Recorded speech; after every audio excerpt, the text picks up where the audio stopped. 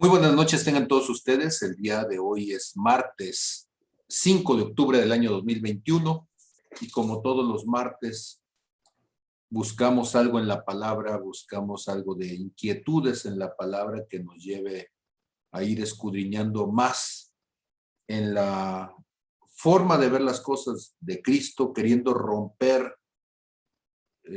nuestros paradigmas, nuestras maneras en que fuimos enseñados a pensar más desde la tradición, poniendo en duda, en tela de juicio, las cosas que hemos aprendido, que hemos creído, no porque queramos desecharlas, sino porque queremos profundizar en ellas, encontrar el sustento, la razón, los motivos que nos lleven a considerar si nuestros fundamentos en la fe son los adecuados, si son razonables, si son congruentes con lo que esperamos y sobre todo si podríamos proyectarlos a la persona de Jesús.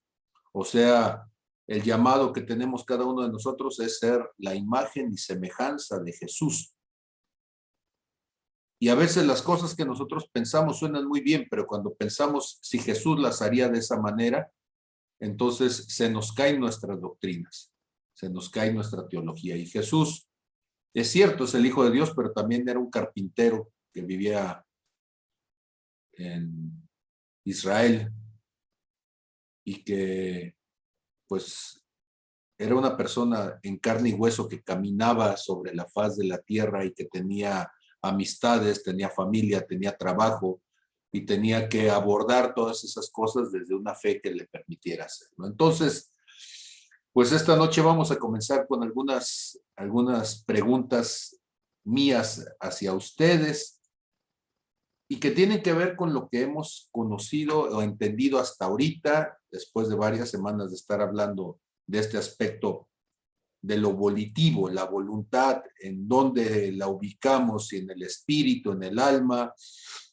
si es nuestra alma la que decide o es la que debería de decidir. Y bueno, con todas las cosas que hemos dicho, quiero preguntarles, entonces, ¿hicieron la tarea? O sea, revisaron estas cosas, meditaron en ellas, se dieron la oportunidad de ser entonces proactivos y no solamente venir a escuchar un punto de vista de alguien. Si es así, entonces, claro, sí, abran sus micrófonos y coméntenos. Estamos transmitiendo entonces desde acá, desde el Aguacate, en Estéreo 100-200. Adiós, vienen esta noche y qué bueno, por aquí los tenemos. Entonces, a nuestros queridos virtual escuchas. Muy bien. Entonces, ¿quién hizo la tarea? A ver, levanten manitas para poder saber, entonces, quién hizo la tarea y qué preguntas. Se vale tener preguntas, se vale tener reflexiones, porque todo eso es lo que nos va a dar, entonces, algunas direcciones. Yo traigo por aquí ya algunas notas de cosas que yo quisiera preguntarles a ustedes, ¿sí?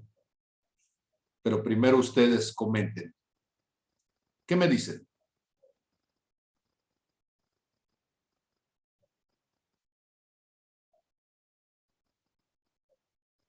A ver, esos de Berea, más nobles que los de Tesalónica. Perdón, acabo de entrar, no sé cuál es la pregunta. La pregunta es, ¿hicieron la tarea? ¿Reflexionaron sobre las cosas que hemos estado comentando? ¿Pusieron todas las cosas a macerar como para sacarles todo el jugo y decir, a ver, ya después de una semana de estar pensando en eso, esto no me cuadra, esto todavía no estoy de acuerdo? Entonces, esa es la pregunta. Yo sigo con mi teoría Sí. de que es el alma quien toma las decisiones y es el alma quien va también a sufrir las consecuencias en la eternidad. Y he visto escrituras, pero no soy como los debería, no las anoté, pero cuando las estaba así como leyendo decía, esta también dice que el alma, pero no las anoté. Voy a darme a la tarea de hacerlo, pero sigo con esa conclusión. Ok, la pregunta para que vayas profundizando en eso es, ¿el alma es diferente, o sea, es un ente distinto de lo que somos nosotros, o el alma es un aspecto de lo que somos nosotros.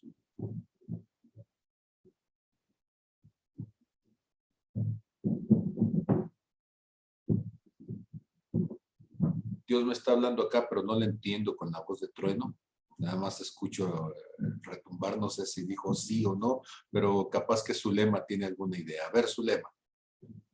Hola, buenas noches. No sé si se escucha bien. Si te lo pegas un poquito más, porque ¿Se escucha bien ahí? ahí ya se escucha mejor. Oh. Para oírlos yo. Bueno, yo platicábamos un poco sobre el tema. ¿No se oye? No, cuando te lo acercaste a la boca, ahí sí te escuchábamos, pero ya cuando lo soltaste ya no. ¿Ahí? ¿Traes audífonos, chula? Sí. Enchúfalos y, desenchúfalos y vuélvelos a enchufar a ver si es eso. Audífonos. ¿Se oye bien? Ahí sí te escuchamos bien. Ok. Creo que platicábamos sobre el tema en la semana y a mí me costaba trabajo entender que el espíritu también podía, o sea, que en el espíritu iba a ser así que la condenación o la salvación, pero después de mucho platicarlo y meditarlo, pude entender que en el Edén Dios había hecho o había iniciado la relación con el hombre. Y cuando el hombre fue separado por el pecado de la presencia de Dios, no fue separado solo en alma. O sea, somos tripartitos, pero al ser tripartitos no quiere decir que podamos ser como desmembrados o separados. Y entonces una semejanza de lo que, aunque hay un versículo que dice que el espíritu vuelve a Dios, que fue quien lo dio, y que el cuerpo se queda aquí, en realidad Jesús siempre habló de que íbamos a tener un cuerpo glorificado. Entonces, al pensar en el Edén, que era donde había una relación con Dios, que Dios quería que fuera eterna, Adán y Eva tenían cuerpo, tenían alma y tenían espíritu, y al ser destituidos de la presencia de Dios, expulsados del Edén por el pecado, fueron expulsados tripartitos también. O sea, se llevaron sus tres partes. Entonces, sí me fue difícil entender el tema, pero también puedo ver que sí hay una posibilidad de que el espíritu no sea dejado fuera, sino que pues uno decide estar en la presencia de Dios o estar fuera de ella en todas sus partes, ¿verdad? Esa es mi aportación, espero y sirva de algo. Bendiciones. Ok, una pregunta. Cuando estuvimos platicando en la semana, Zulema, y dedicamos ahí un buen rato, ¿cuál era la pregunta de fondo que para ti era más conflictiva? ¿Y cómo fue que la entendiste? Bueno, la pregunta de fondo era que yo tenía la postura de que solo el alma iba a ser juzgada o iba a ser apartada de Dios, porque el espíritu, decía el versículo, vuelve a Dios que fue quien lo dio. Entonces es como si ya no fuera mío, como si ya no fuera parte de mí, y entonces el cuerpo se queda aquí y solo el alma quedaba en juicio, ya fuera en la eternidad con Dios o en el infierno, según la decisión que tomemos, ¿verdad? Pero después entendí, o sea, platicando y viendo todos los versículos de la Biblia y que estuvimos comentando, me costaba mucho trabajo entender cómo era el espíritu parte de del juicio. Y entonces no he podido mandarle la tarea porque no he podido cerrar lo que entendí, porque lo entendí en el espíritu, pero no sé cómo ponerlo en letras. Por eso a mí me costaba mucho trabajo ver esa separación o ver el alma nada más y entender que era el espíritu el que puede ir al juicio. Y entonces yo decía, bueno, ¿y dónde queda ese versículo? Pero cuando hablamos del Edén, fue cuando a mí me quedó claro, porque el Edén es una imagen, o lo que hemos siempre entendido es que el versículo 1 y 2 de Génesis era lo que Dios inicialmente deseaba tener con nosotros en la eternidad. Y fuimos separados de Él por la decisión del pecado, donde deciden comer de la fruta prohibida, pero Dios ya estaba teniendo una eternidad con Adán y Eva. O sea, ya estaba viviendo con ellos, platicaba con ellos, iba con Adán todo el tiempo y le preguntaba cómo estaba. Empezaron a nombrar todo, a hacer todo juntos.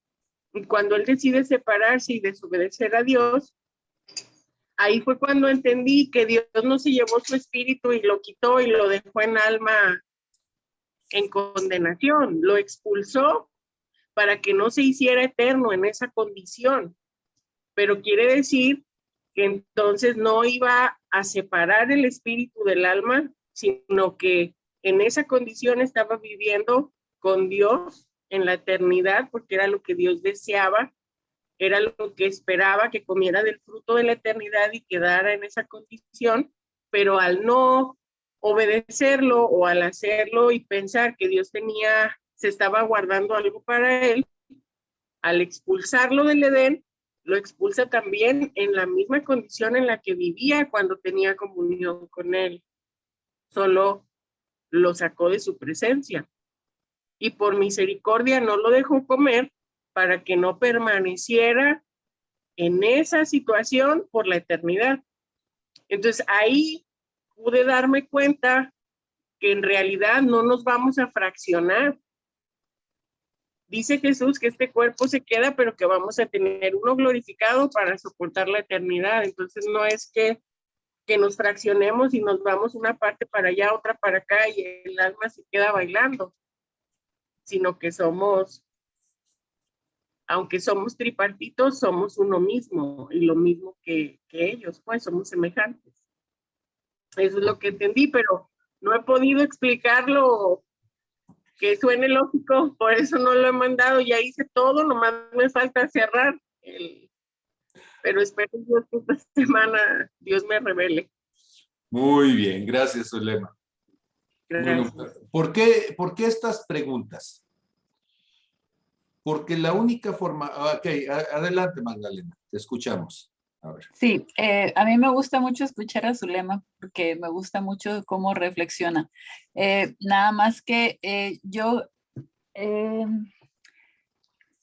estoy de acuerdo en que sí somos tripartitas y somos cuerpo, alma y espíritu y no nos separamos, Dios no nos separa, pero yo entendía un poquito diferente, ¿no? En el Génesis, cuando Adán y Eva desobedecieron, sí, Dios no quiso dejarlos allí en esa condición, que vivieran una eternidad en esa condición, pero su espíritu pasó de estar despierto a estar como dormido o en forma latente, ¿sí? Así es como, no sé cómo explicarlo, pero sí estaba allí, pero estaba en forma latente, porque Jesucristo cuando le dijo a Nicodemo que nos era necesario nacer de nuevo, él hablaba de un nacimiento en el espíritu. Entonces, no estaba muerto, pero sí estaba, no sé, dormido y en esa manera al nacer de nuevo, ese espíritu se despierta y puede tener comunión con Dios, con el Espíritu Santo, puede conectarse con él como estaba conectado antes cuando estaban en el Edén. Y cuando Dios hizo a Adán, para empezar, Dios creó al hombre, creó a los seres vivos, pero cuando Él los creó, el Nefesh, él nada más dijo que se hicieran, le ordenó a la tierra, ¿verdad? Que los produjera, le ordenó al agua que produjera a esos seres vivos, pero cuando hizo al hombre, lo hizo con sus manos, con el polvo de la tierra y también, sí, somos de tierra, pero nos hizo con sus manos y Adán y Eva fue llamado alma viviente.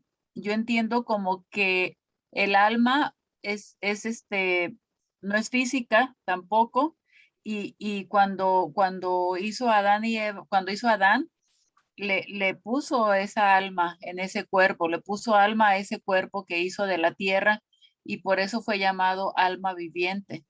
Pero cuando Adán y Eva desobedecieron, eh, la comunión que tenían, la conexión que tenían espiritualmente con Dios se rompió y su espíritu quedó discapacitado, quedó en forma latente, no sé. Y cuando recibimos a Jesucristo, le entregamos nuestra vida e iniciamos una nueva vida con Él, nuestro espíritu despierta o nuestro espíritu se activa y podemos tener esa comunión espiritual con el Señor. Entonces, volviendo a la pregunta inicial que dijiste, que si el alma era parte de nosotros o era algo diferente, pues el alma somos nosotros, pero así también como lo dijo muy bien Zulema, el alma somos tripartitas, entonces estamos integrados, nada más que en el alma es la que le ordena al cuerpo que se mueva, que le ordena al cuerpo que haga o que no haga. Y el alma es la que toma las decisiones. El alma es la que decide morir a sí misma para que el espíritu sea el que tome las decisiones, o el alma es la que decide alimentarse a sí misma, ser egoísta y no darle el trono al espíritu, que es el que está conectado con Dios. Por eso pienso que el alma es donde están, el alma es la que toma las decisiones, el alma es la que también va a ser condenada, y esa comunión con Dios va a quedar rota para siempre. Esa parte espiritual que nos conectaba con Dios, pues ya va a quedar rota para siempre si somos lanzados al lago de fuego, ¿no? Muy bien, entonces seguimos avanzando en nuestros puntos de vista. Como lo hemos dicho desde el principio, para quienes nos están acompañando en todas estas reflexiones, no venimos a convencer a nadie, ¿verdad? Venimos a reflexionar juntos y a buscar juntos que nuestra fe, conforme la hemos ido desarrollando a lo largo de los años, tenga un cierto nivel de congruencia ante preguntas que nos podemos hacer, y que yo espero que esas preguntas sean lo suficientemente incómodas como para ponernos a buscar de Dios. Un día se acercaron a Jesús un grupo de judíos. Jesús estaba hablando allá en Juan capítulo 6. Y este grupo de personas que se acercaron con él, ¿sí? Y comparto entonces mi pantalla por acá. Dice a partir del verso 25, y hallándole al otro lado del mar, le dijeron: Rabí, ¿cuándo llegaste acá? Y Jesús les respondió y les dijo: de cierto les digo que me buscan no porque han visto las señales, sino porque comieron del pan y se saciaron. Muy curiosa reflexión de Jesús. Ustedes no me están buscando porque vieron las señales, pero no por ver las señales, sino porque las señales confirmaban quién era Jesús. Jesús era el Mesías, Mashka, el enviado, la promesa de Dios para la humanidad. Pero eso implica, el nivel de revelación también implica un nivel de compromiso, un nivel de sometimiento, un nivel de aceptación del propósito de Dios. Pero dice, eso para ustedes no les interesa mucho. Lo que les interesa es que tenían una necesidad, y esa necesidad yo se la suplí, Y ahora seguramente tienen más necesidad y por eso es que me están buscando, ¿sí? Por eso me buscan, para que les supla sus necesidades. Ah, qué caray. El Señor Jesús a veces nos dice cosas medias incómodas, ¿verdad? Y entonces les dice, trabajen no por la comida que perece, sino por la comida que a vida eterna permanece, la cual el Hijo de Dios les dará, porque a este señaló Dios el Padre. Entonces, ustedes se están esforzando, vienen desde lejos, se cansan, pero por suplir necesidades humanas. Pero esfuércense entonces por el alimento que los va a llevar a vida eterna, ¿sí? Por la comida que a vida eterna permanece. Y esa se las va a dar el Hijo del Hombre. No se las va a dar el carpintero, no se las va a dar, ¿sí?, el hombre social, el político. Esa se las va a dar el hombre de la promesa de Dios. Y entonces viene una pregunta que es una pregunta inquietante. Porque le dicen a Jesús, ¿qué debemos de hacer para poner en práctica las obras de Dios? Y esta pregunta a mí me inquieta. ¿Qué debería de hacer yo para poner en práctica las obras de Dios? Lo que Jesús les está diciendo les está pegando, inquietando tan profundamente que ellos reconocen que no están poniendo en práctica las obras de Dios. Y entonces Jesús les dice, esta es la obra de Dios, que crean en el que ha enviado. Híjole, entonces eso nos mete en un problema tremendo. Creer en lo que Jesús dice, creer en la forma en que Jesús se manifiesta, ¿sí? ¿Cuál es la obra de Dios? Porque la primera cosa entonces que tendríamos que considerar es cuál es la obra de Dios y cómo es que Jesús puede llevarla a cabo. Si es un asunto del alma, entonces es un asunto de pensamientos, es un asunto de buenas intenciones, es más, es un asunto que con la voluntad del alma, y no estoy ironizando, ¿sí? Pero si el alma tiene una voluntad, entonces basta con que yo humanamente me proponga para que se lleven a cabo estas cosas. En esta noche yo voy a poner al alma en un banquillo de acusados. Y yo quiero acusar al alma entonces de impotente e incapaz. Porque si el alma fuera potente y fuera capaz, podría hacer mi alma las cosas que Jesús estaba haciendo, ¿sí? Y entonces, ¿pero cuáles son esas obras?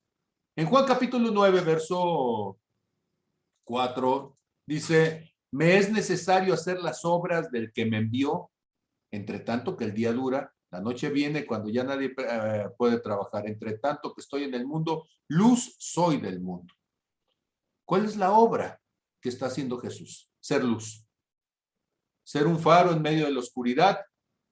Ser algo que refleje, que manifieste la presencia de Dios. Que manifieste la persona de Dios. Ahora, es cierto, el alma está llena de palabras hermosas, el alma está llena de sabiduría humana, de excelencia expresiva. Pero el alma no es capaz de reflejar lo eterno, refleja lo temporal. A mí me gusta la poesía, pero la poesía no resucita muertos. Me llama la atención la filosofía, sí, pero la filosofía no desenmascara, no desentraña las cosas profundas realmente de la existencia. Está más llena de dudas e inquietudes que de respuestas. Cuando nosotros pensamos entonces en cómo hacía Jesús las cosas, tenemos que entender entonces que Jesús no trataba de convencer a nadie a partir de argumentos, no trataba de convencer a nadie a partir de un razonamiento bien fundamentado, ¿sí? En Juan 10, 25, ¿sí? Bueno, desde el verso 24, los que están allí, quizá acongojados por la forma de hablar de Jesús, que siempre estaba retornando una pregunta con otra y siempre estaba cuestionando a los que le cuestionaban a él, ¿sí? Le dijeron, ¿hasta cuándo nos turbarás el alma? ¿Sí? Le dicen, tú nos atormentas con las cosas que dices, tú nos atormentas con las cosas que nos preguntas, ¿sí? Si tú eres el Cristo, dínoslo abiertamente. Queremos una respuesta clara y concisa. Y Jesús le responde, se los he dicho y no me creen. Las obras que yo hago en nombre de mi Padre, ellas dan testimonio de mí. Pero ustedes no creen porque no son de mis ovejas, como yo les he dicho. Y entonces, parece ser que el Señor Jesús a veces es incómodo.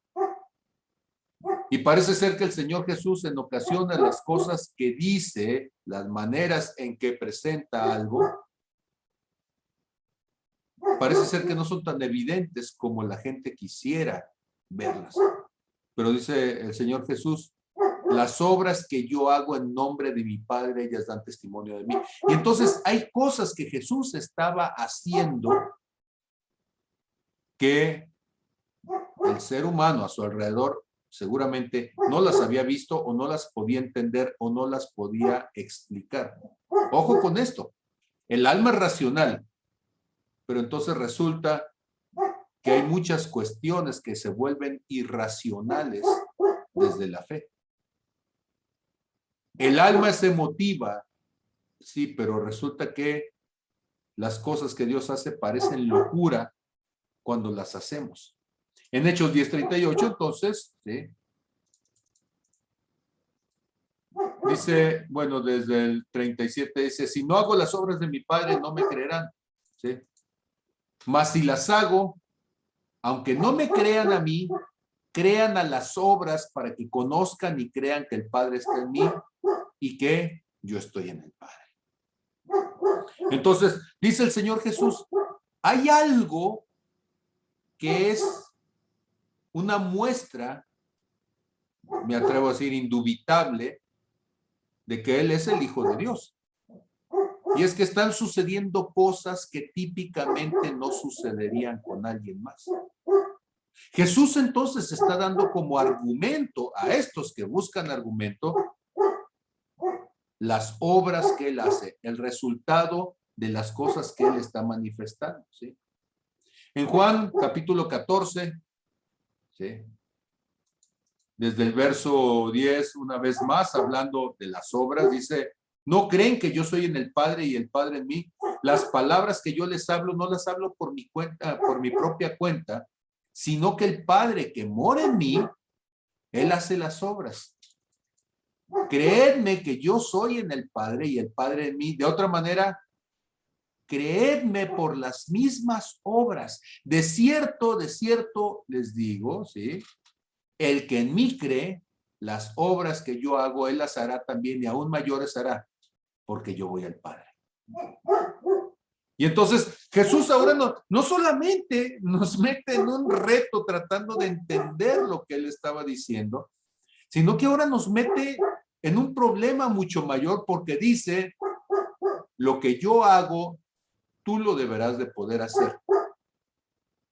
Ya no solamente es que yo lo hago porque el Padre está en mí, sino que es algo que cada uno de los que estamos aquí en esta noche lo deberíamos de poder hacer porque Jesús fue al Padre y el Padre está en nosotros ahora, ¿sí? Y entonces, ¿cuáles son esas obras, sí? ¿Y cómo es que se manifiestan entonces estas obras? En Hechos capítulo 10, verso 37 y 38 dice, y aquí estamos delante del concilio y se está hablando al Sanedrín y les están diciendo, ustedes saben lo que se divulgó por toda Judea, comenzando desde Galilea, después del bautismo que predicó Juan. Y ojo con el verso 38. ¿Cómo ungió Dios? ¿Cómo Dios ungió? ¿Cómo ungió Dios? con el Espíritu Santo y con poder a Jesús de Nazaret, y cómo éste anduvo haciendo bienes y sanando a todos los oprimidos por el diablo, porque Dios estaba con él. Y entonces, cuando nosotros pensamos en este versículo, noten ustedes una cosa importante. Cuando dice que Dios ungió con el Espíritu Santo y con poder, hace la acotación de que fue a Jesús de Nazaret. ¿Por qué no dice al Hijo de Dios? ¿Por qué no dice al Hijo del Hombre? Porque Jesús de Nazaret es la persona social, el hombre de carne y hueso, el carpintero. Bueno, de hecho, lo hemos comentado, ¿sí? Que el oficio, tal como lo encuentra uno en el griego, cuando está hablando de Jesús en cuanto a su oficio, dice que era el techador. Diríamos nosotros era un carpintero, pero no estamos hablando de muebles y de roperos, no, estamos hablando de alguien que ponía, claro, con madera, techos de las casas, pero un hombre que estaba allí en medio del sol árido de la zona palestina, trepado entonces en el techo, arreglando las habitaciones. Y es un trabajo fuerte, duro, rudo, cansado. Y Jesús entonces, ese Jesús de Nazaret, hoy diríamos un albañil, pues como Dios ungió con el Espíritu Santo y con poder a un albañil, a un techador, a una persona de carne y hueso, podríamos decirlo sin el deseo de ofender, un hijo de cualquier vecino. Pero nótense que cuando sucede esto, hay una transformación tremenda, porque dice que como este Jesús, hombre de rancho, hombre de pueblo, hombre de trabajo, hombre de carne y hueso y sin ninguna alcurnia, anduvo haciendo bienes y sanando a los oprimidos por el diablo, porque Dios estaba con él. Y esta promesa entonces que decía el Señor en Juan capítulo 14, verso 12, el que cree en mí, las cosas que yo hago, las obras que yo hago, él las hará y aún mayores, porque yo voy al Padre. Jesús nos está dando entonces una clave aquí. Una persona que fue ungida con el Espíritu Santo y con poder. El derramamiento del poder de Dios, pero la comunión íntima con el Espíritu Santo. En 1 Juan capítulo 5, en el verso 1, dice, y si me permiten quisiera leer 5 versículos, aquí dice, todo aquel que cree que Jesús es el Cristo es nacido de Dios. Y todo aquel que ama al que engendró, ama también al que ha sido engendrado por él. En esto conocemos que amamos a los hijos de Dios cuando amamos a Dios y guardamos sus mandamientos. Pues este es el amor a Dios, que guardemos sus mandamientos y sus mandamientos no son gravosos. Porque todo lo que es nacido de Dios vence al mundo. Y esta es la victoria que ha vencido al mundo, nuestra fe. ¿Quién es el que vence al mundo? Sino el que cree que Jesús es el Hijo de Dios. Ahora, quiero preguntarles entonces una primera cosa. En este pequeño pasaje de 5 versículos, nos menciona que todo aquel que ama, dice, y todo aquel que ama al que engendró, ama también al que ha sido engendrado por él. Y empezamos entonces a hablar de un aspecto que es importantísimo. Ustedes lo mencionaron, el nuevo nacimiento. Entonces, el que cree que Jesús es el Cristo es nacido de Dios. Pero, ¿quién es quien cree en Jesús, mi espíritu, mi alma o mi cuerpo. Porque en esto conocemos que amamos a los hijos de Dios cuando amamos y guardamos sus mandamientos. Y entonces, ¿quién es en mí quien busca guardar los mandamientos? ¿Quién es en mí quien busca entrar en comunión, en sintonía, en armonía con el Espíritu de Dios? ¿Sí? Y entonces el verso 5 nos va a preguntar, ¿quién es el que vence al mundo, sino el que cree que Jesús es el Hijo de Dios? Y entonces, mi pregunta para ustedes en esta noche, en este punto es, ¿con qué crees en Jesús?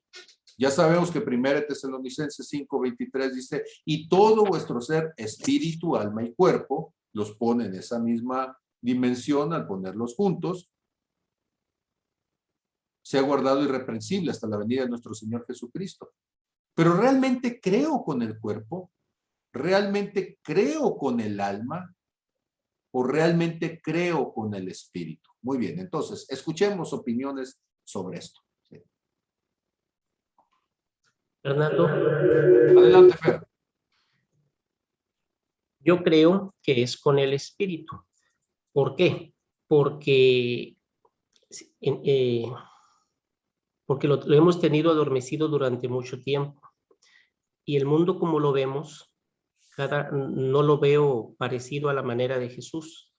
Creo que actuamos con el alma bastante y cuando empezamos a trabajar o a hacer las cosas con el espíritu, entramos en comunión con Dios, tenemos una verdadera relación con Él y es cuando podemos hacer el pacto de vivir a la manera de Jesús. Del otro modo, nuestra alma coquetea más con lo carnal, con el mundo. Y cuando entramos en una relación estrecha con Jesús, y nuestro espíritu, cuando entramos en una verdadera relación, nuestro espíritu humano entra en una relación íntima con el Espíritu Santo y podemos convertirnos en una mejor versión de nosotros mismos y no ser dobles caras, doble vida, doble apariencia, porque nuestros frutos no son reales ni verdaderos, ¿sí? Entonces tenemos años y años dando golpes de pecho nosotros, o antes yo acá en mi iglesia todos los días y puro golpe de pecho, pero nada de realidad. ¿Por qué? Porque tenía olvidado y anquilosado mi espíritu. Okay, gracias, Fer. Magdalena, te escuchamos.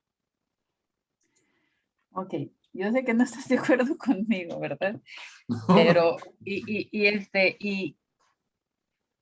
Pero, pero me atrevo a continuar con lo que hasta ahorita veo y después, si estoy equivocada, lo voy a aceptar, ¿verdad? Pero yo creo que el espíritu es el que nos conecta con el Padre. El espíritu conoce al Padre, ¿sí? El espíritu cree en el Padre, conoce al Padre, es con quien estamos conectados con él.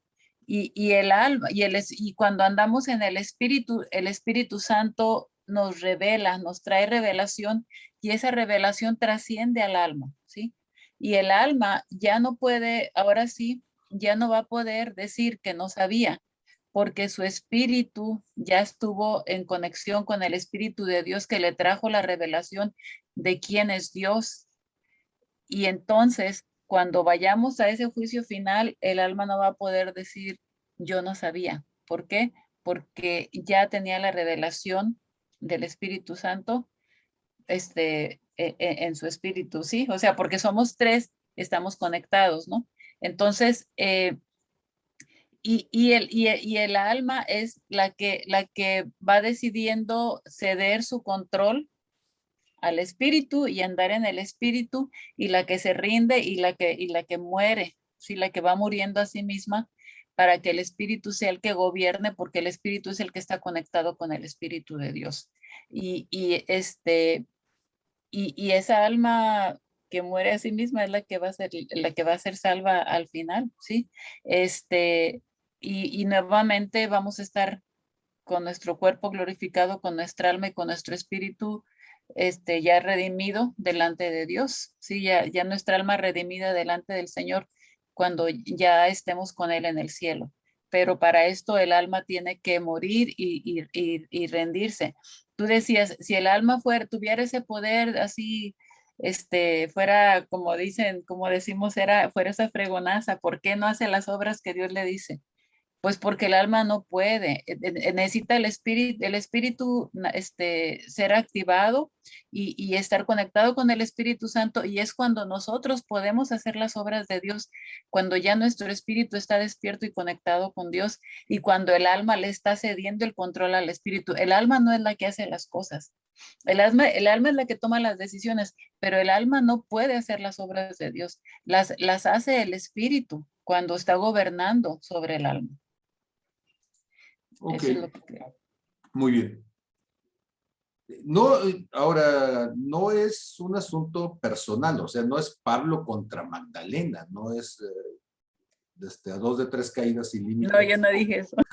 No, o sea, lo comento así para que quienes nos escuchen no piensen que es una cuestión hacia la persona, es hacia el argumento por la implicación que tiene el argumento. Gabriela Manjarres, te escuchamos.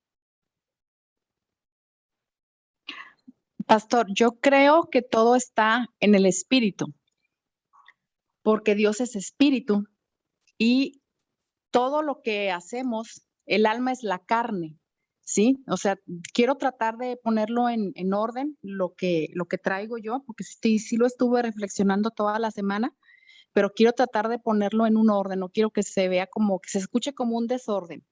Pero yo no creo que el espíritu esté dormido en ningún momento, porque yo en mi experiencia, yo recuerdo que de chica yo discernía cosas que me pasaban en lo espiritual y no lo entendía, ¿sí? Yo creo que porque desconocíamos las cosas de Dios y el alma era la que gobernaba, pero el alma no fue diseñada para gobernar, el alma fue para someterse al espíritu humano, porque Dios sopló aliento de vida en el espíritu, no en el alma. El alma es la carne, en el alma están las emociones, están los sentimientos. Entonces, ¿para qué ayunamos? Para andar en el espíritu, ¿sí?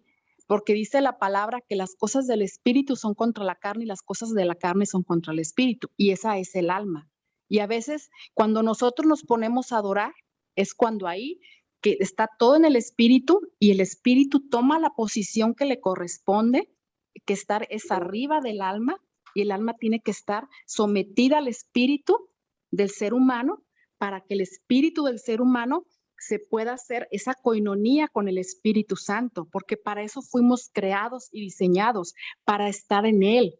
Nacimos de Él. Como una vez tú nos predicaste y nos dijiste cómo nosotros salimos del corazón de Él y tenemos que regresar al corazón de Él, ¿sí? Y yo creo que cuando Dios nos creó, salimos de su esencia, de su ser, de esa luz, ¿sí? Y yo creo que todo está en el espíritu, y las cosas incorrectas que hacemos, las malas decisiones, es el alma. El espíritu es Dios, es algo perfecto. Dios nos hizo perfectos a imagen y semejanza de Él, en el espíritu, no en el alma. Tú dijiste, voy a poner al alma en un banquito de acusador. ¿Sí? Y es cierto, o sea, aquí la que hace las cosas es el alma es la que está cautiva, el alma es la que lleva a veces cuando el alma está abatida, cuando el alma está cansada, cuando el alma está cautiva, el alma hace una presión sobre el espíritu humano, ¿sí? Porque está gobernando la carne. Y cuando ayunamos, podemos andar más en el espíritu, podemos discernir las cosas espirituales, podemos alimentarnos, como tú decías, tú nos das el alimento del espíritu, que es la palabra de Dios, es la que alimenta. ¿Y qué va a crecer más? Lo que tú alimentes. Si tú decides si alimentas el espíritu o alimentas las obras de la carne, porque manifiestas son las obras de la carne, ¿sí? Entonces debemos de andar como Él anduvo en el Espíritu. Las obras que Él hizo, las hizo con el poder del Espíritu. Para Muy eso bien. está el ministerio del Espíritu Santo. Así lo creo yo, si a lo mejor me hice bolas, pero No, por ahí va. está muy bien. Lo corto para poderle dar oportunidad a Mariano y seguir entonces. Ujú. A ver, Mariano, gracias, Gaby. Mariano, te escuchamos. Gracias, pastor. No quiero quedarme con la inquietud, no solo de participar, más bien de que si mi comentario no es acertado o no es el correcto, poder escuchar una buena orientación. Voy a partir de lo siguiente. Si el alma, nos queda claro que el alma es la que va a ser juzgada. Y va a ser juzgada precisamente por los hechos, ¿verdad? Por las acciones que ha hecho con el cuerpo. Entonces, desde ese momento podemos decir que el alma, efectivamente, tal como lo decía quien me antecedió en la palabra, ahí es quien lleva a cabo las acciones derivadas de nuestras emociones en muchas ocasiones, ¿verdad? O de algunos sentimientos, podríamos también ponerlo por ahí en esa parte. Pero por otra parte, si se dice pues que el Espíritu Santo mora en nosotros, efectivamente, o sea, está ahí y se alimenta de la fe, el Espíritu Santo. Esa es mi concepción, ¿no? De lo que yo creo que se da. Se alimenta de la fe. Y si se alimenta de la fe, efectivamente, entonces, si sabemos que la fe viene por el oír, por el conocer, entonces yo digo, en respuesta a la pregunta, que ¿con qué crees en Jesús? Bueno, pues creemos con el Espíritu. Esa es así en concreto mi apreciación. Gracias. Gracias, Mariano. Muy bien, entonces seguimos con este asunto de quién y hasta dónde. Muy bien, hay un pasaje que dice primera de Juan 5:18 y lo compartimos, por supuesto, primera de Juan 5:18. Dice, sabemos que todo aquel que ha nacido de Dios no practica el pecado. Y eso nos mete en un problema, porque a veces nosotros decimos, es que una persona ya nació en Cristo y no practica el pecado, pero ¿en dónde nació de nuevo? No nació de nuevo en el cuerpo, es el mismo cuerpo que tenía. Andaba de vago y de vago se lastimó, de vago se tatuó, de vago le dieron un navajazo, de vago se cayó de la moto. Yo no sé qué cosas sucedieron con la persona, pero se convierte y el cuerpo aquel es el mismo.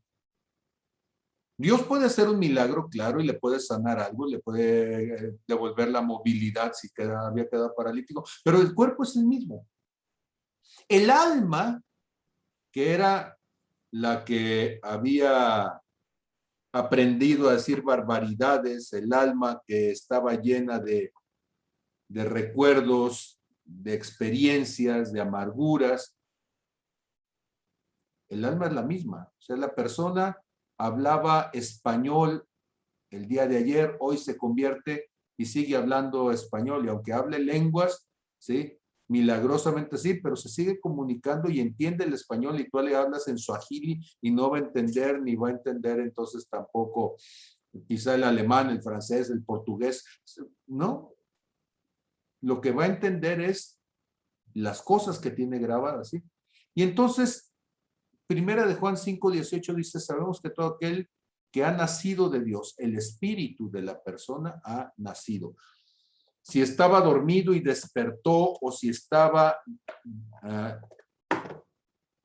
desconectado, fuera de relación con el Espíritu Santo y entró en relación, si estaba en ignorancia, en falta de conocimiento, en falta de conciencia, y ahora tiene conciencia de Dios, no tenemos los términos exactos, adecuados en el lenguaje, porque la Biblia nos los presenta de una manera metafórica. Pero nos dice que entonces este espíritu que ha nacido de nuevo, ese no quiere practicar el pecado, no practica el pecado. Pues aquel que fue engendrado por Dios me guarda y el maligno no me toca. Pero entonces eso nos mete en una contradicción curiosa, porque en Romanos 7:18, el apóstol Pablo dice, yo sé que en mí, esto es, en mi carne no mora el bien, porque el querer el bien está en mí, pero no el hacerlo, porque no hago el bien que quiero, sino el mal que no quiero, eso hago. Y si hago lo que no quiero, ya no lo hago yo, sino el pecado que está en mí. Así que, queriendo yo hacer el bien, hallo esta ley, que el mal está en mí, porque según el hombre interior, miren, aquí está lo que decía Juan, ¿sí? Que todo aquel que es nacido por Dios no practica el pecado, ¿sí? Mi hombre interior, así le llama la palabra al espíritu. Mi hombre interior, según mi espíritu, me deleito en la ley de Dios, pero veo otra ley en mis miembros que se rebela contra la ley de mi mente y que me lleva cautivo a la ley del pecado que está en mis miembros, ¿sí? Miserable de mí, ¿quién me librará de este cuerpo de muerte? Y no se refiere a que biológicamente somos seres con un cuerpo que siente, que come, que se cansa, que duerme, que va al baño. Está hablando de su condición humana. ¿Sí? Gálatas 5:17, desde el verso 16 dice, anden pues en el espíritu y no satisfagan los deseos de la carne. Y entendamos que los deseos de la carne, desde el punto de vista biológico, ni siquiera son pecaminosos. Si yo le pregunto a alguien que ha estudiado biología, ciencias de la vida, ¿cuáles son los deseos de una célula? Pues lo que me va a decir es que pues va a tener una endocitosis y entonces tiene una necesidad de nutrirse, y una exocitosis que va a ser la necesidad de sacar de sí, de desechar, de excretar aquello que no le sirve. Tiene el deseo de descansar, reponerse, generar su espacio metabólico para poder entonces seguir viviendo. Entonces, la parte biológica no es pecaminosa. ¿Cuál es la pecaminosa? Cuando se habla de carnalidad, lo hemos comentado muchas veces, no se refiere a la soma, al cuerpo biológico, se refiere a la condición humana que se animaliza, se vuelve bestial, que hace las cosas que su razonamiento le dice que no debes de hacer, porque se ocupa ser medio irracional para hacer aquello que te daña. Es irracional sabiendo que ponerte una droga y van a decir, ¿qué tienes contra las drogas? No, nada, pero es irracional atentar contra ti, contra tu conciencia y terminar haciendo barbaridades, ¿sí? Es irracional hacer cosas que te van a destruir la vida. Y dice Gálatas 5:17, entonces, porque el deseo de la carne, y cuando hablamos de esta carnalidad, estamos hablando de todos estos pensamientos, de toda esta manera de proceder, son contra el espíritu y los del espíritu contra la carne, y estos se oponen entre sí para que no hagamos lo que quisiéramos, ¿sí? Y entonces, si somos espíritu, alma y cuerpo, y hemos desechado como candidato de pecaminosidad al cuerpo, pues entonces a el alma es a quien le toca el adjetivo de carnal. Ahora, quiero ser un poco tosco. Y perdónenme porque cuando empiezo con los ejemplos toscos hasta suenan groseros, pero ¿cuáles son los deseos que tiene este cuerpo biológico? Pues como hombre de 50 años, sí, pues ya no puedo aguantar 10 horas sin ir al baño, entonces cada cierto rato pues tengo que ir a orinar. Bueno, pero lo mismo sucede con las mujeres después de tener un parto, ¿verdad? Entonces su vejiga ya no contiene, no puede contener la cantidad de orina de cuando eran jóvenes y entonces se mueven, brincan un poco y sale una micción porque el cuerpo necesita ir al baño. Eso no es pecaminoso. Has pasado un día de trabajo y tu cuerpo dice, quiero descansar, déjame dormir. Y eso tampoco es pecaminoso. Has generado actividad, tienes tiempo de ayuno y tu cuerpo dice, dame de comer, me siento débil. Pero tampoco es pecaminoso. Entonces, las funciones vitales de este cuerpo biológico no son pecaminosas. ¿Qué es lo pecaminoso? Lo que atenta en contra del concepto de bien. El que sabe hacer lo bueno y no lo hace, eso le es pecado. Entonces, el concepto de pecado no es biológico, sino que tiene un tinte, tiene una dimensión ética. Y eso solamente se percibe en el alma o en el espíritu. Pero el espíritu quiere hacer las cosas correctamente. Entonces resulta que la famosa alma es la que nos está llevando por ese camino. Pero ahora, quiero tomar el símil del cuerpo, quiero tomar el ejemplo del cuerpo para preguntarles, ¿cuántos de ustedes verdaderamente son controlados por el cuerpo? Porque defendemos al alma como si el alma realmente controlara algo en nosotros, cuando quizá en realidad queremos ser controlados por ella. Bueno, ¿qué estoy diciendo con esto? ¿Alguna vez, yendo en carretera, tenemos ganas de ir al baño? Es el cuerpo el que está diciendo, urge ir al baño.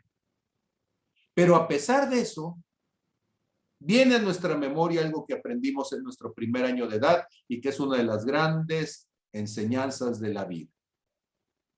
Se llama control de esfínteres. Y entonces, aunque tienes ganas de ir al baño, aprietas esfínter, ¿sí? Retienes líquidos y retienes heces fecales, perdónenme por ser tan gráfico, pero lo haces. O sea, tu cuerpo está diciendo, tengo necesidad, y tú le dices, no, cuerpo, aguántate, porque dentro de tantos kilómetros está la próxima gasolinera y vas sufriendo, pero te aguantas y logras llegar. Cuando nosotros hablamos del ayuno en la Biblia, de lo que estamos hablando en el ayuno, en primer punto, como primera parte, es un entrenamiento a partir de nuestras funciones vitales a nivel corporal para postergar el placer de una necesidad suplida. Y entonces, ¿cuáles son las necesidades con las que podemos comenzar a practicar? Bueno, yo tengo como funciones vitales el respirar. Me puedo aguantar unos minutos, pero no me puedo aguantar demasiado tiempo. Sin embargo, gracias a que aprendí a ayunar en el respirar, pude aprender a bucear, pude aprender a nadar. Porque eso es precisamente el ayuno. Es un entrenamiento de control sobre un área de mi cuerpo. Entonces, el ser humano que aprende a nadar, que aprende a bucear, aprende a ayunar de respirar. ¿Cuánto? Los minutos necesarios para poderse sumergir y poder entonces hacer algo en la profundidad que no lo puede hacer si no aprende a contener la respiración. Bueno, puedo ayunar de respirar 5 minutos, 4 minutos, dependiendo el entrenamiento que tenga. Hay gente que puede durar hasta 8 o 9 minutos. Puedo ayunar también de comer.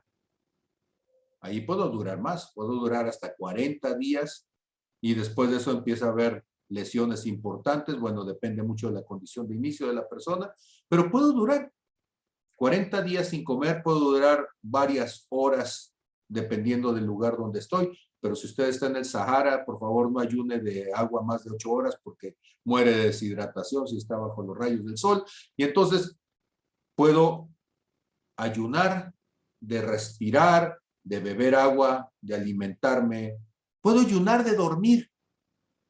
¿Cómo es eso? Sí, mañana tengo que entregar algo que es muy importante y no duermo toda la noche para hacer aquello que tengo que entregar, o tengo que estudiar de última hora, estoy ahí toda la noche tratando de aprenderme lo que no me aprendí en el semestre, pero esos son ayunos. Todas estas son funciones vitales, noten ustedes, funciones vitales. ¿Qué significa? Que si usted las dejara de hacer toda la vida, se muere. Entonces, las hacemos momentáneamente para decirle a nuestro cuerpo, te puedes controlar. Nos enseñaron a ayunar, nuestro primer gran ayuno entonces, ¿sí?, es aprender que tienes que durar 3 horas sin comer. Y las mamás entrenan a los niños conforme acaban de nacer, ¿sí? Y los van entrenando para que llegue el momento en donde el chiquillo pueda dormir 3 horas seguidas y deje a la mamá dormir 3 horas seguidas, porque si no se vuelve loca. Y los vamos entrenando. Entrenamos entonces a ayunar, y ayunar no es dejar de comer. Ayunar es tomar control sobre, porque te entrenan para que comas frijoles si no te gustaban, o te entrenan para que comas verduras si no te gustaban, te entrenan para que nada más te comas un dulce y no te comas toda la bolsa. Todas esas cosas son ayuno. Y todas esas cosas son cuestiones primeramente biológicas, pero con ello me puedo ir al alma.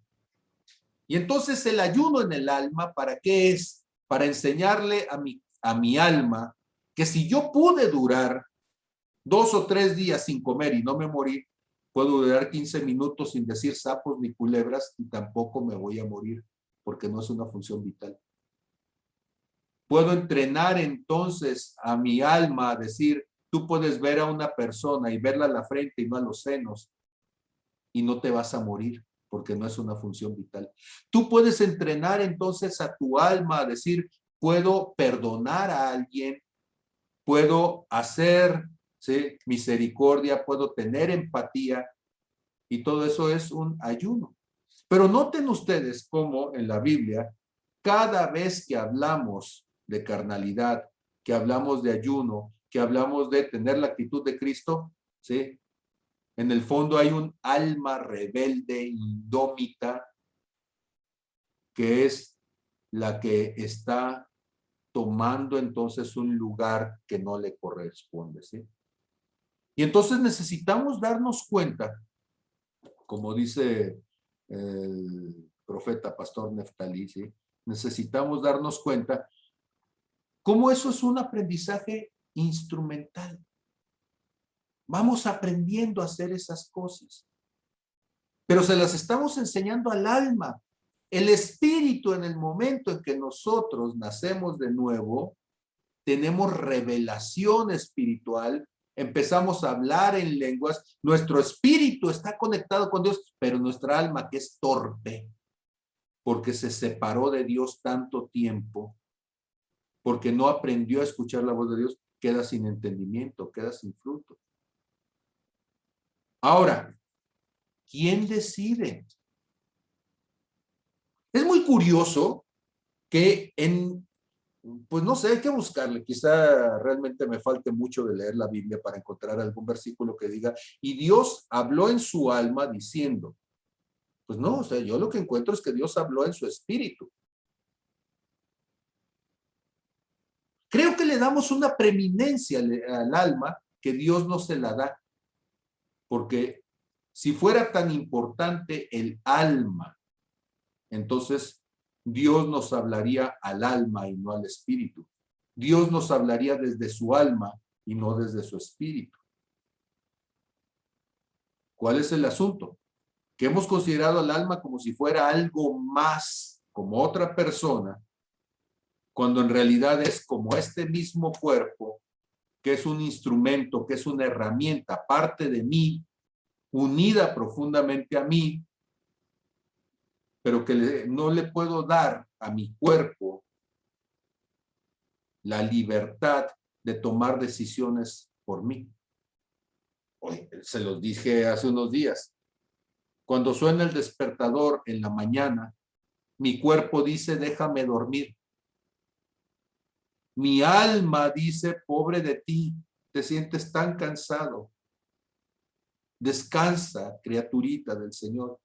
Y mi espíritu me dice, levántate, Aragán, ya es hora, ¿sí?, porque tienes que trabajar, ¿sí? Y entonces mi alma y mi cuerpo se tienen que someter a la dirección de Dios, porque mi cuerpo a veces está cansado. Yo sé que los jóvenes de esta generación creen que esto es magia, pero no, se llama carácter. Y los viejones ya lo sabemos, ¿sí? Entonces te duele todo y te levantas y dices, ay, es que estoy cansado. Yo también. Trabajé igual o más que tú, pero te levantas, ¿sí? Es que ando aporreado, yo también, ¿sí? Y me duele el piecito y de todos modos, a brinquitos, ahí vas con tu piecito que te duele, a hacer lo que tienes que hacer, porque esa es la visión. A ver, Zulema, dime. Sí. Se está distorsionando. Se está distorsionando tu voz. Ahora, danos chance a Magdalena. Sí, danos chance. Regrésate a donde estabas hace rato, chula, para ver si vuelve a agarrar otra vez la señal. ¿Ahí Ok. se escucha? Sí, ya te escucho. No te quites la mano de ahí de donde la tienes, no la bajes. Ok. Ahora sí, viene. Sí. No, distorsiona. Que apague la cámara. Apaga la cámara para que tu ancho de banda o tu rancho de banda aguante.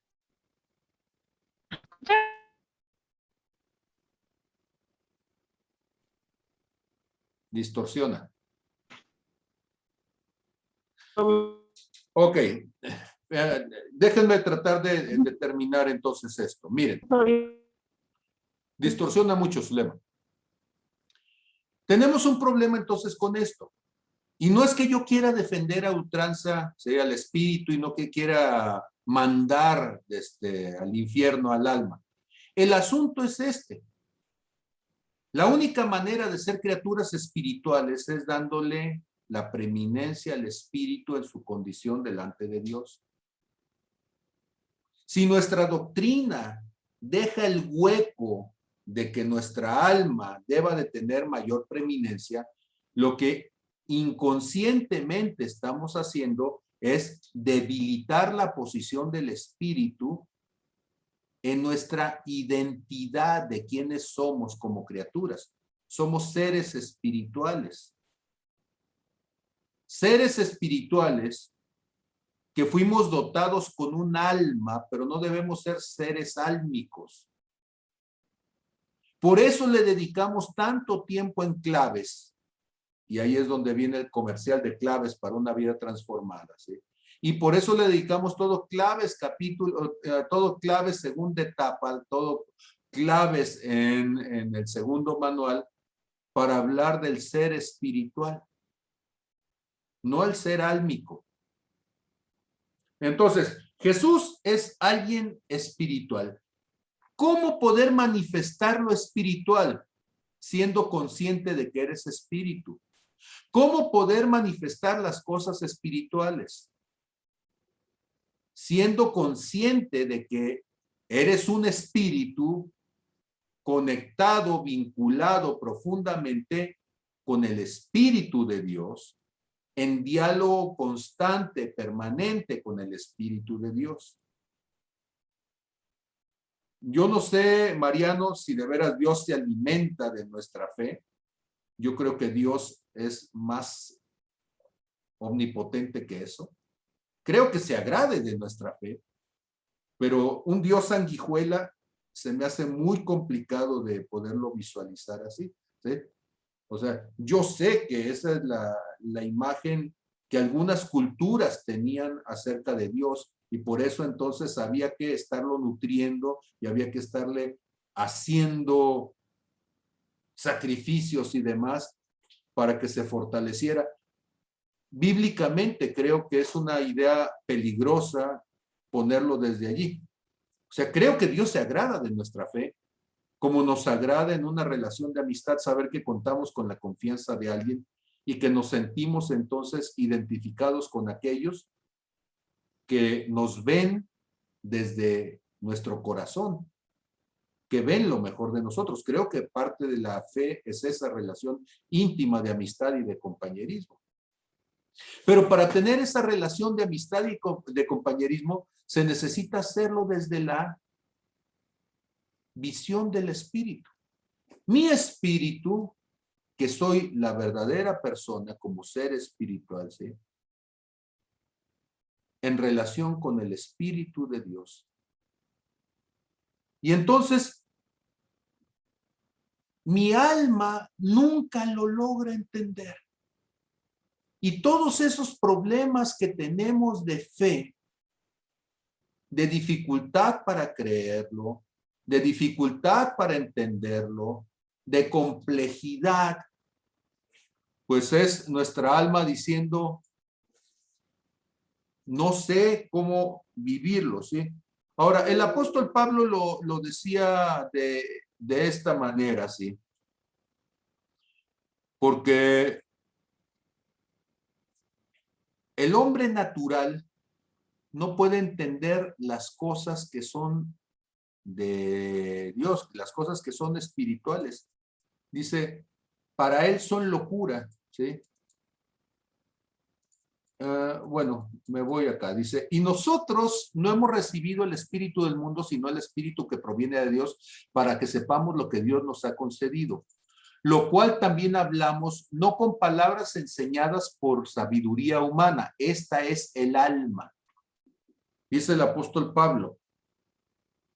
Hablamos no con palabras del alma, la sabiduría humana, sino las que enseñan, con las que enseña el Espíritu, acomodando lo espiritual a lo espiritual. Y aquí lo que está diciendo es acomodando el mundo espiritual a mi espíritu, acomodando la revelación espiritual a mi espíritu, siendo mi espíritu el que se va acoplando a las cosas de Dios desde lo espiritual.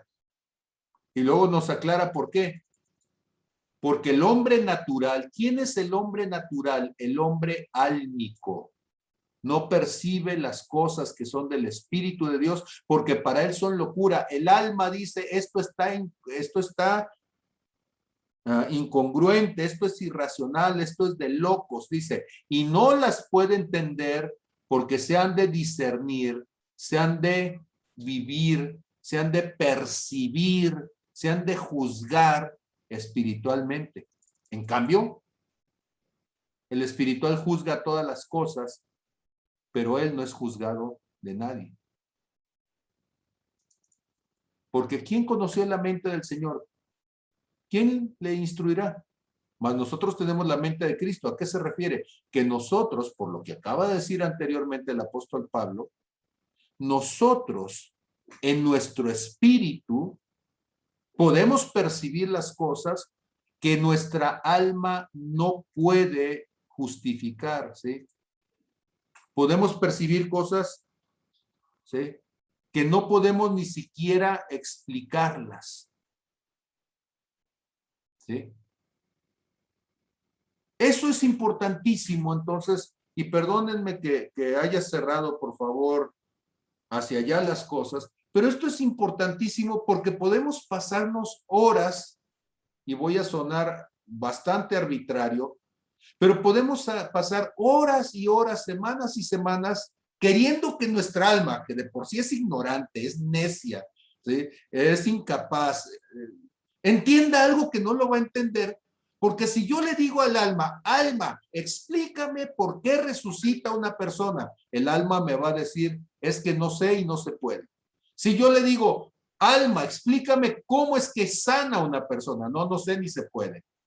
Alma, dime cómo se camina en el agua, no sé ni se puede, porque la cohesión del agua no te lo permite, ¿sí? La cohesión molecular, ¿sí? Y entonces resulta que el alma es antimilagros, el alma es antisanidades, el alma es antipoder de Dios, el alma es el estorbo. Y entonces tú ves cristianos álmicos que han vuelto inútil el poder de Dios porque lo quieren razonar. Y entonces yo estoy hablando de cosas que yo mismo he vivido, ¿sí? Y como les decía desde clases anteriores, si no tenemos cuidado y nosotros empezamos a movernos más en este terreno del alma en cuanto a razonamientos, entendimientos desde el punto de vista de lo natural, entonces nuestra fe se acaba, se apaga. No tienes una fe que levanta muertos.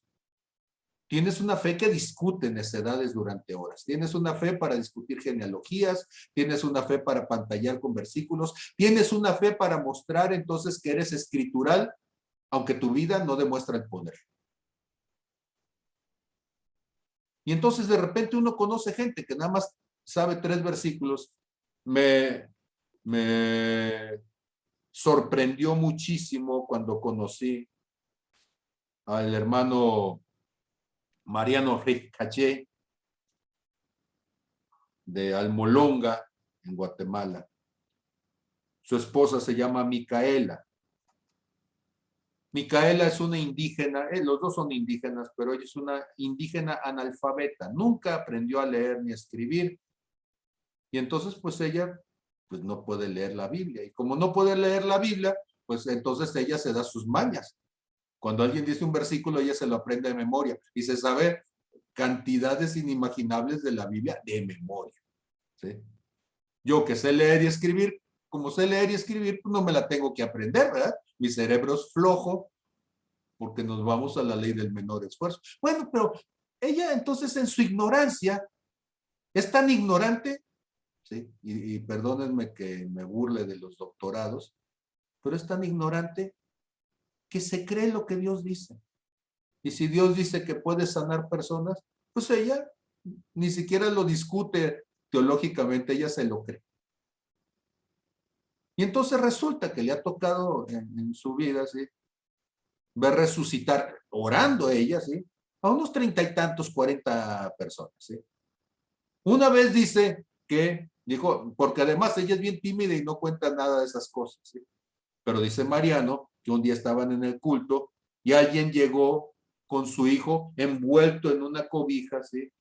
Llore y llore la mujer y ya llegó con ella, hermana Micaela, un camión acaba de atropellar a mi chiquito, era un niño, ¿qué quieren ustedes? 2 años, que se había salido de la casa en un descuido y el camión se echa de reversa, no se dan cuenta, y el camión le pasa la rueda de atrás sobre la cabeza del niño.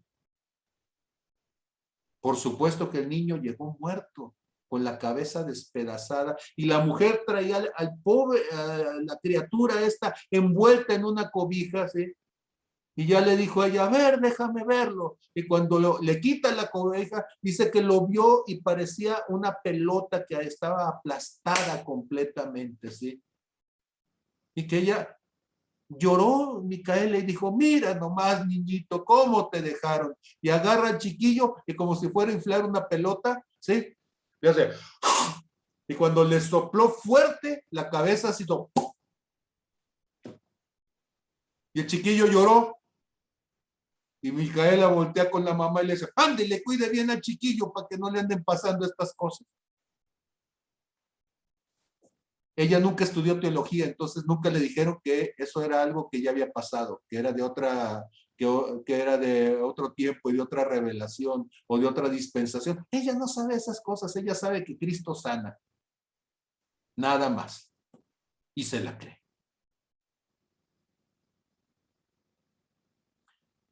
Ellos leen 2 de Crónicas 7:14 y dice, sanaré tu tierra. Y dan unos melones y dan unas sandías y dan unas zanahorias. Me tocó ver unas zanahorias gruesas como el tamaño de mi brazo.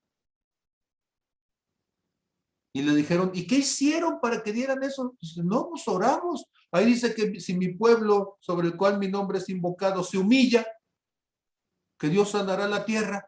Pues entonces nosotros dijimos, pues hay que humillarnos. Y fueron con Dios y dijeron, Señor, perdónanos por nuestros años de ignorancia, de hechicería, sana nuestra tierra.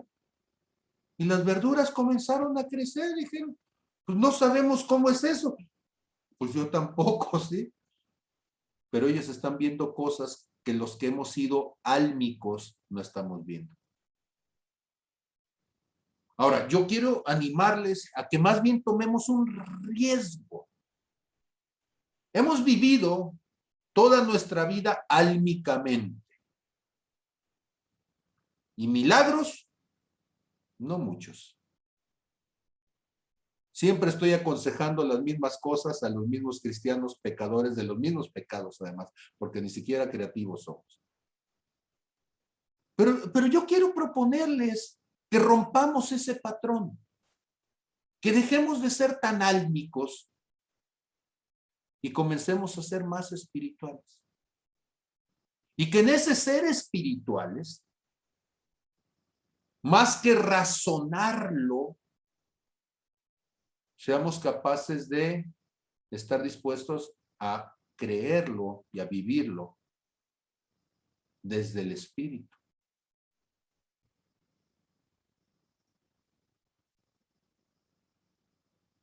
Podemos entonces discutirlo mucho, pero miren, si Dios dice que nacimos en el espíritu y no que nacimos en el alma, quizá Dios quiere que veamos que el espíritu es más importante. ¿Sí? Si la vida eterna se alcanza al nacer espiritualmente y tomar esa decisión en el espíritu, le enseñaron una doctrina, a mí me la enseñaron y durante años yo estuve defendiendo lo que me enseñaron. Espíritu, alma y cuerpo, y en el alma están la voluntad, las emociones y el intelecto. ¿Y para qué me sirvió? Para que mi alma dijera, yo tomo las decisiones y usted, don Pablito, se cae. Y dejé de ver milagros. Ojo, yo vi muchos milagros. ¿Y qué sucedió con mi alma? Yo la empoderé. Y a estas alturas de mi vida, ahora estoy tratando de agarrarla de donde se pueda y de clavarla en la cruz y decir, disculpe usted, alma traidora, ¿sí? Usted es un instrumento, una herramienta como es este cuerpo. Y este cuerpo, ahí lo llevo sometiendo, aunque se pone de berrinche, pero el alma también quiero hacer lo mismo. Someterla y decirle, usted no es la verdadera criatura. Usted solamente es instrumento, herramienta de parte de Dios. La verdadera criatura hecha a la imagen y semejanza del Hijo de Dios es el Espíritu. Porque Dios es Espíritu y los que le adoran, no dice en alma es necesario que le adoren, dice en espíritu y en verdad es necesario que le adoren. Porque el Padre, tales adoradores busca que le adoren. ¿Me estoy explicando cuál es el problema de fondo? No es un problema teológico. Es un problema bastante práctico. Y entonces yo les animo. Perdón que me haya ido, como dice Emily, como gorda por tobogán a llegar a ese punto, pero no quisiera pasar otra semana tratando de reivindicar a alguien que necesita ser crucificado. En mi caso, ya tuvo todos los años de oportunidad que debía haberle dado y hasta de más. Ahora lo que tengo para esa alma son 3 clavos. ¿Sí? Y creo que es tiempo de que ustedes vayan también a la ferretería y se vayan haciendo de los suyos. Amén. Pues discúlpenme, pero esta noche vamos a terminar. Sí. Entonces. Amén. Amén. Pues Dios les bendiga a todos. Y ahí disculpen si salió el espíritu apasionado tratando de decirle al alma, ya no más, ya no voy a caer en el juego. Dios les bendiga a todos. Comentarios. Igualmente. Por no inbox. sé si se escuche ya bien o no. Ah, ya te escucho, Zulema. Ahora sí. A ver, ¿qué nos querías decir hace media hora? Lo que quería decir es que ya ahora sí puedo explicarlo con palabras. A ver. Es que vivir al nivel del alma es vivir a medias. Es como, usted lo dijo ahorita muy claro, es como en clave, nos damos cuenta que vivimos a través de los problemas que hemos tenido o de las heridas que no hemos sanado y cuando la sanamos nos damos cuenta que tenemos otro estilo de vida. Entonces, nosotros somos seres espirituales y como seres espirituales no hemos tomado nuestro lugar. O sea, el espíritu lo dejamos, no es algo que se parte en tres, es algo que somos a profundidad.